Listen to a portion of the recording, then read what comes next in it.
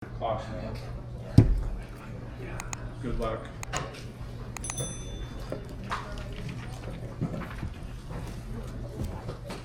I entered the Rising Star September 27th Grand Prix, and in round one, I was playing against a young man who said this was his third tournament ever, so he was still in provisional sort of ratings. He said his over-the-board rating was 1404. I believe he said he was around a 2000 online.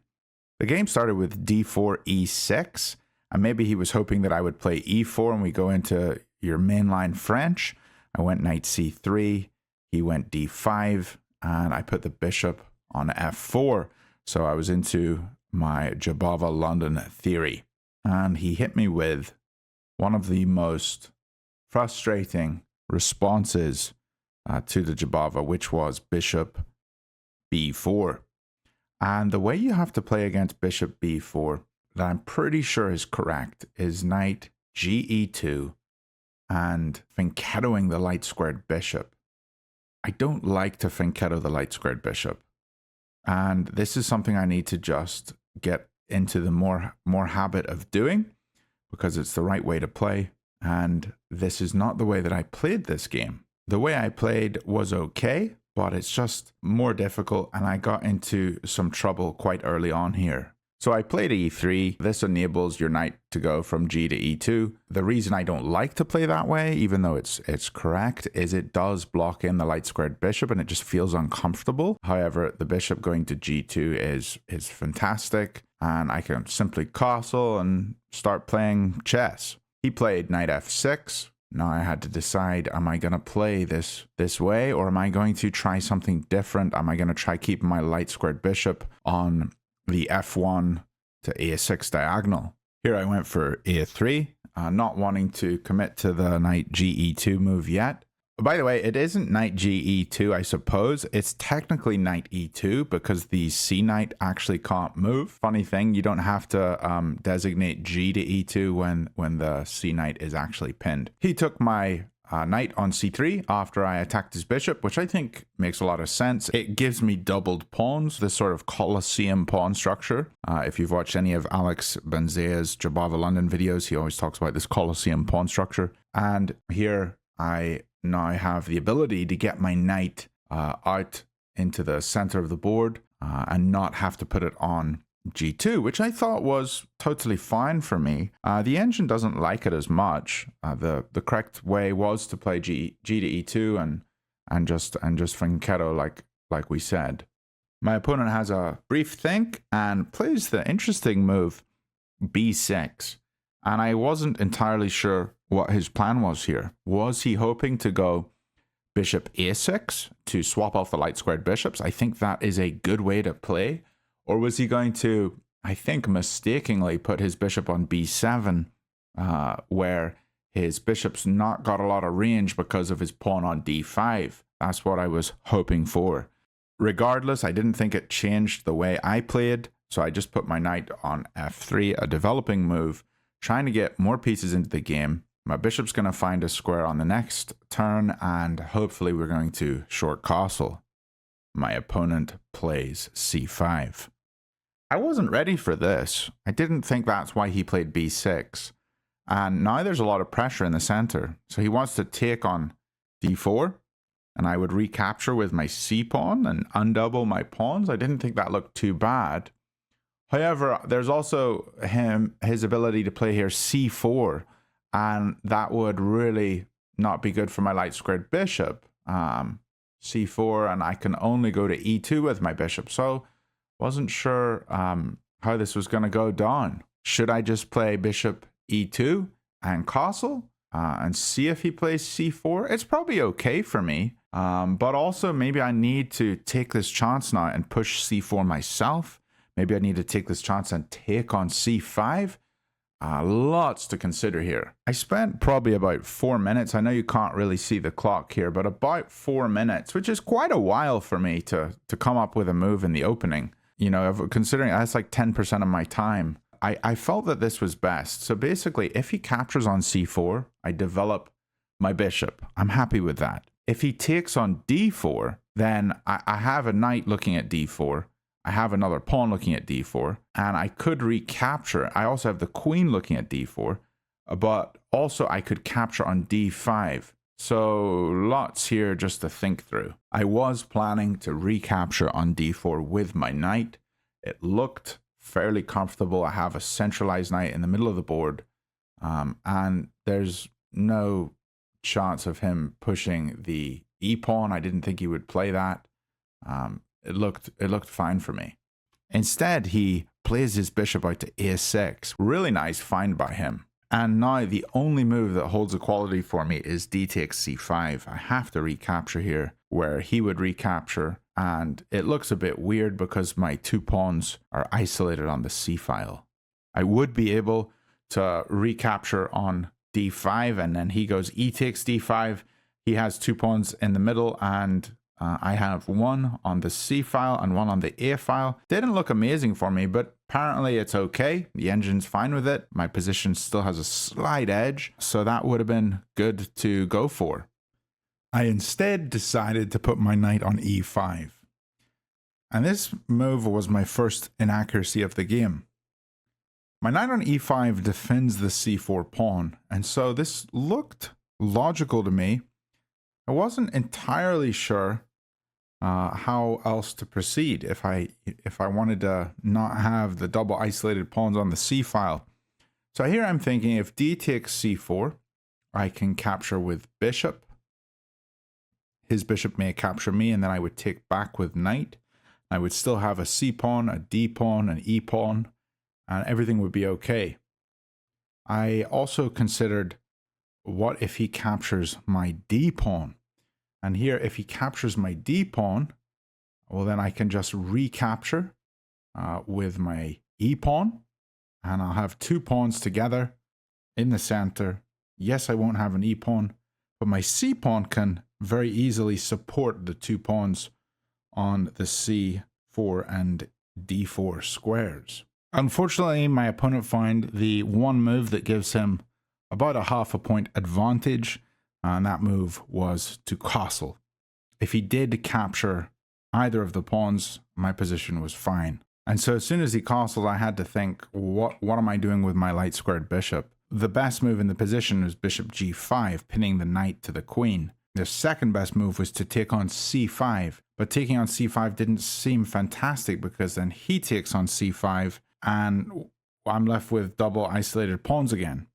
Then I maybe take on d5, he takes, okay, and maybe I could take on a6, wasn't entirely sure, but if he didn't recapture on d5, he could take with the bishop first on f1, and then I'd have to recapture with king or rook, which meant that I wouldn't be able to castle in the position. So none of that looked very good, and so I decided to play bishop to d3. A not fantastic move. Maybe g4 would have been better. A move that just, moves a piece and starts something.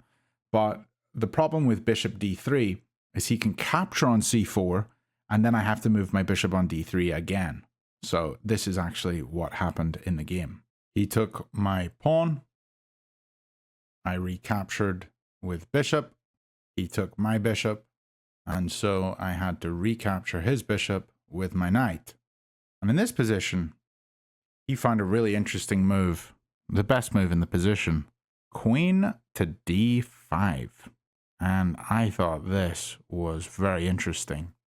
He's found a beautiful fork, threatening my knight on c4 and threatening my pawn on g2.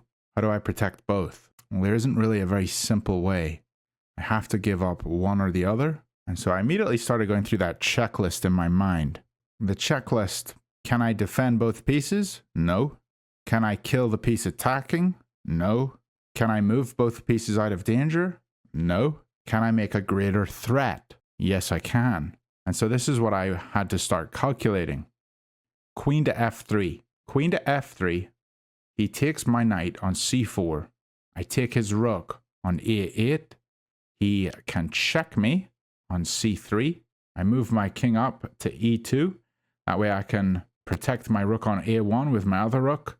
He takes the pawn on c2. I move up to f3. And I didn't see any more checks. I have a rook. He's got a knight and a pawn, but his queen's extremely active.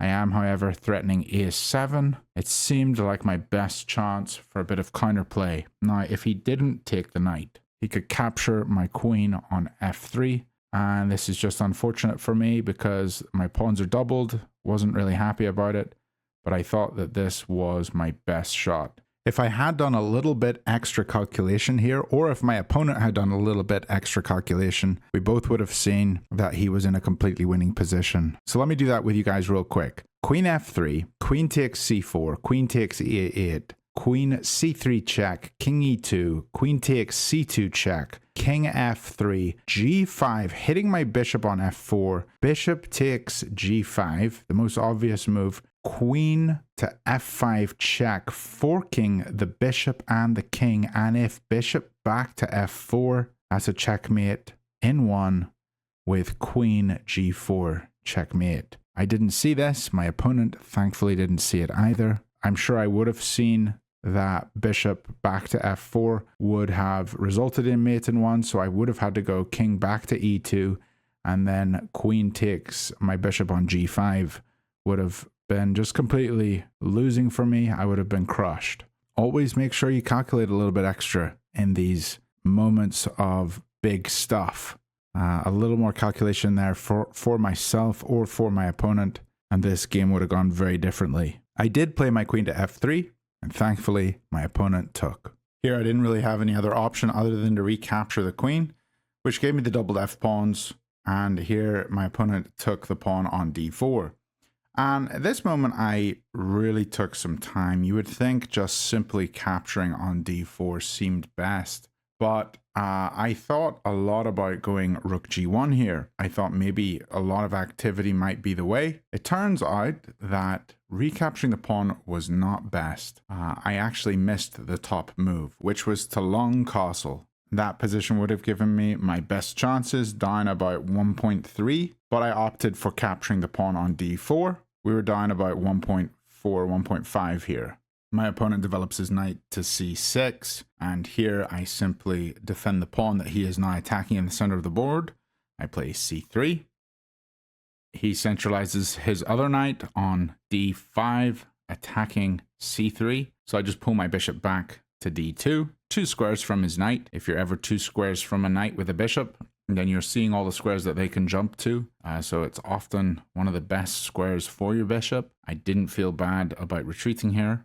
I was really surprised by my opponent's next move. It looked like he was coming to the c file, eyeing my backwards pawn on c3. I think this was his best move, or even his f rook to c8. But he paused here and really had to think about where he was placing his rook, and he ended up not placing it on c8, which really surprised me because that's where it needs to be. It really looks like that. He placed it instead on d8, and I just didn't see how that helped him, because on d8, it's not eyeing a pawn that can easily be won. Let's say he does move his knight, then, you know, you're just looking at a pawn that's protected by a pawn. It just didn't make much sense. And then I started to think, well, maybe here he's playing e5. So e6 pawn would move up to e5. I wasn't entirely sure, but I just decided to not stress about it yet and play an aggressive move, moving my rook to g1, pinning his king. I have the threat of going bishop h6 now, unless he moves out of the pin, which he quickly did. King went to h8. And now I had to really consider this rook to d8 idea. I pondered it for some time and eventually decided to play the move f4. When you have doubled pawns, it's often good to push the doubled pawn. And also, if his idea was to push e5, well, f4 is stopping that push. And so he's really not going to be breaking up the center with that rook on d8. Going e5 now, I just capture and I have a very nice position if he were to do something like that. So now I was just left waiting to see what he was going to do, and he pulled his knight back to f6. I thought this seemed fine for him.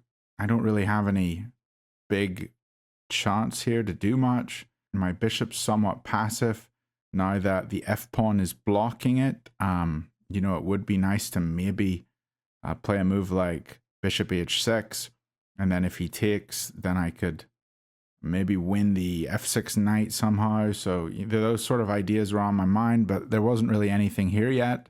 When you're unsure on a plan though, it's best to just try and put your pieces on their optimal squares. And I really thought in this position, my knight deserved to be on e5. Looking at that f6 pawn really ties his rook down on f8, not letting it move. And if he wants to swap off knights here, well, I'm very happy taking with the f pawn, undoubling, and having a big white center. Here my opponent plays his knight to a5, getting hippity-hoppity, looking at the b3 square, which would fork my rook in the corner and my bishop on d2. Wasn't happy with this idea. I thought maybe I should go rook b1 just to stop the knight hopping. I also thought maybe I should move the bishop so that if the knight does hop in, that I wouldn't be losing the bishop. I could just simply move the rook. The best move here was actually c4. Very hard move to spot, but c4 is defended by my knight on e5. It does, however, hang the d4 pawn. If he were to take the d4 pawn, well, then I have bishop b4, which is pretty nice, targeting that f8 rook and also winning the pawn on f7. I kind of wish I could have found something like this. If he moves his rook in that position, then the position is completely drawn. If he goes king g8, well, then I take his rook and he takes my bishop, and he has a very slight edge. But this would have been one chance here for me to equalize. Unfortunately, I didn't find that, but rook b1 was not a bad move. He's still got a lead in the position, but I'm not finding anything quite yet. My opponent realizes his prior mistake of placing his rook on d8 and places his rook back on c8, eyeing the backwards pawn. And in this position, I really have to figure out a way where I can hold on to all my weaknesses for the long term. His knight is probably going to start annoying me, and I have to just be very aware of this. It made sense for me to just push my king up, played my king to e2, connected my rooks, and having my king more in the center seemed like a good way to defend my weaknesses, especially this backwards pawn. My opponent brings his knight into c4. A really nasty move. If he takes my knight, then I can have a big white center. However, right now he is threatening to take my bishop. I'll recapture with king, and then he wins my c3 pawn. Here my best option is actually just to capture the knight. When he recaptures, I can move my rook up to b4. I kind of wish I saw this too, but it actually is an equal position again. Lots of chances here. I just need to find one of them. I kind of intuitively knew that going king d3 was not good here.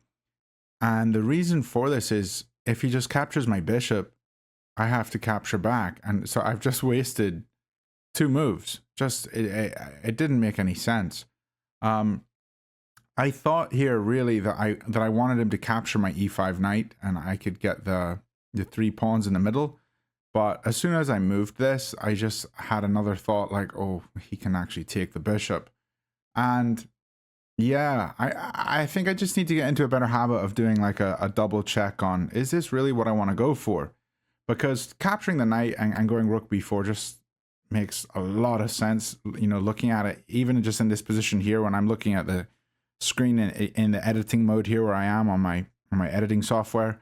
Yeah, it just makes sense. He played the top move, captured my bishop. I have to recapture with king. And again, I've wasted a couple moves and now it's his move. It's his turn to control the game. He quickly jumps into e4, checking my king, hitting my pawn on f2, and also doubling down on the attack on c3. My king is somewhat overloaded here. However, I saw if he actually takes my pawn on f2, I'm pretty sure I'm able to trap his knight. And this looked really good. So I thought if king goes d3, he takes on f2, rook g2, traps his knight. He's got no squares to jump to. And so here I calculated that he's definitely going to be taking my pawn on c3 with his knight. And I completely missed my opponent's brilliant move here. he finds something really nasty. Rook takes c3 if I take his knight. He has the very beautiful f5 checkmate. I didn't see this, and I didn't see it all the way up until he moved his piece. And then I was like, whoa, that was a good move by him. I knew now that I was completely losing. The only good move here in the position is rook takes c3. If he does anything else, it's almost equal. I mean, he's got a slight edge, but it's, you know, it's very close to equal. So props to my opponent for finding such a brilliant move. I really can't take the knight, so I go back to e2. I mean, there's nothing else I can do. Really forcing my hand here. And in chess, it's not nice when your opponent forces your hand. Here he forces my hand again, pushing my knight away, attacking it with f6. I pull my knight back all the way to d3, which was honestly really sad because it was like my only edge that I thought I had in the position, that beautiful knight on e5, pressuring f6. Now he's released all that pressure. He's doubled his rooks on the c file. Yeah, stuff is not looking so good. I find the top move reluctantly, asking him if he wants a rook trade. If he does trade, it's totally fine for him, but you know, the less pieces on the board, the more unlikely it is for me to have any counterplay. Here he moves his king to g8, just improving a piece, taking it all very slow. He doesn't even have to capture my rook. And this next move is probably the one I'm least proud of in the entire game. f3, kicking his knight back to a square that it wants to be on. He pulls it back to d6, which actually guards his c8 rook. So that's not fun. I decide to slide my king over to d2, attacking his rook. He opts for the trade, and instead of taking with rook, which would result in him capturing with rook with me capturing with knight, and just having 5 pawns while he has 6, and 2 of my pawns are doubled and the other 2 are isolated, the other 3 are isolated, I thought best to just capture back with knight. I take his rook on c1. He plays his knight into c4, checking my king. I play my king up to d3, knowing that I'm going to lose the a3 pawn. He takes on a3. I slide my rook over to e1, attacking his e6 pawn. I thought that this was the only way that I have any sort of hope at doing anything in this game, get the rook active, but he can simply play king f7, which he does. And for the rest of this game, I'm just going to go through the moves quickly because there's not too many exciting moments. There's a couple things, but I put the rook on c1, opting for a trade because otherwise I'm just going to lose pawns. If I don't trade, I thought my best chance was to keep just a knight and the king's on, but he centralizes his king. I try to do the same. He checks me with his knight on d6, move my king over to b4. I can't go to b5. I can't even go to a5. King comes over. I move my knight over to the other side, trying to just see if I can snag a pawn through a fork somehow. He continues centralizing his king. I push the h pawn. He starts pushing the a pawn with check. I know this game's over, so I just pull the king back. He stops any threat of going h5. I pull my knight back to g1 because I didn't see any other way to get my knight onto a good square. I'm trying to get it onto a square where it can hit pawns. He continues pushing on the queen side. I centralize my king. He takes my pawn in the middle because 2 pieces are attacking it. Here I try to puff out my chest to intimidate my opponent, but he wasn't having any of that. He just continued to play all the best moves, pushing Alfred down the board. I went knight f2. Nothing good here. The game's sort of lost, so he checks me here. I go back over to the queen side. He takes the h pawn now, and knight into the center. So when he moved his king over, I thought I can check him here on d7, and then maybe there's some way that I could fork the a pawn. I wasn't really sure, but he just moves his king up to b4, and this game's over. a3, knight back to f8, trying to win the e pawn there. I take the e pawn, and here he got a queen. He took my pawn and then he gave it back to me. So I laughed about that and was thankful that I got my pawn back, although it's not even on the board. I try to attack h7 and he just moves his king in. He's got a checkmate in 1 here that he actually misses. Queen e1 here is checkmate in 1. But he checks me with the knight instead. I move my king down, and his queen moves to b2, forcing my king onto the first rank. And it's very simple for him to just move his other pieces up slowly and get my king. I have 1 move here left that isn't a forced king move, so I just move my knight over, but it's checkmate in 1 here. Queen e2. I played with an 83% accuracy, my opponent with an 88.9. Really enjoyed playing this game. Let's get him next time. Let's fix our mistakes, and I'll see you lads very soon. Bye for now.